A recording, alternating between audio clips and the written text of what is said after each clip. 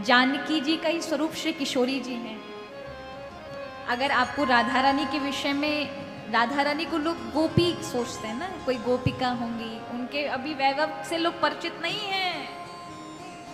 आपको राधा रानी के विषय में पढ़ना है तो आप देवी भागवत को उठाइए। क्या वैभव है माँ जगत जननी किशोरी जी का। उनके दाएं अंग से माँ लक्ष्मी का प्रादुर्भाव हुआ है, नख इत्यादि से दुर्गा इत्यादि देवियों का प्राकट हो जाता है। भगवान की 16,108 पटरानियों में श्री किशोरी जी का अंश पाया जाता है। भगवान की जितनी भी गोपियां हैं ब्रज में, वो सब राधा रानी का अंश पाया जाता है। और संसार में जितनी नारियां हैं, सब में राधा अंश विराजमान है। शक्ति के इसलिए एकारो प्रकृति राधा महाभाव स्वरूपिणी।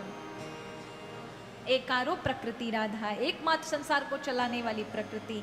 इसलिए कहा भी जाता है कि अगर राधा रानी को भगवान कृष्ण से अलग समझा तो ऐसा है जैसे दूध को दूध की सफेदी से अलग समझना। ऐसा हो सकता है कि दूध अलग हो सफेदी अलग हो, या दूध की सफेदी को कोई अलग कर सकता है?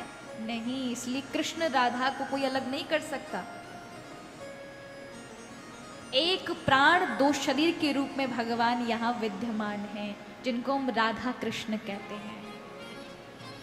उन्हीं राधा रानी का अवतार, वह किसी माँ के गर्भ से पैदा नहीं हुई थी महाराज।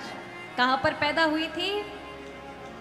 इसी हमारे ब्रजमंडल में रावल गांव है, गोकुल से 10 किलोमीटर 5 किलोमीटर की दूरी पर।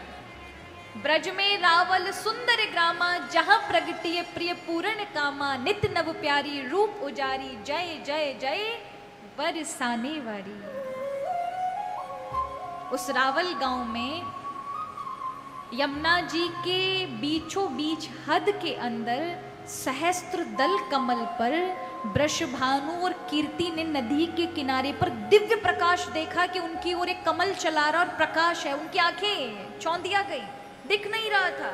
आकाशवाणी हुई, पूर्व 3 युगों से पूर्व तुमने मेरी तपस्या की थी, उस तपस्या से प्रसन्न होकर के मैं तुम्हारे यहाँ पर कन्या रूप में अवतरित हो रही हूँ, मुझे अपनाओ।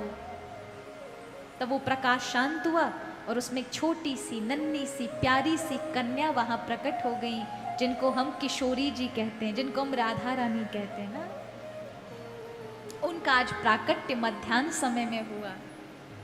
आइए, हमारी किशोरी जी हमें सुंदर आशीर्वाद देने के लिए पधारेंगे। हम भी किशोरी जी का थोड़ा सा ब्रज में जाकर के, आज राधाष्टमी है, बड़ा पुण्य मिलता है।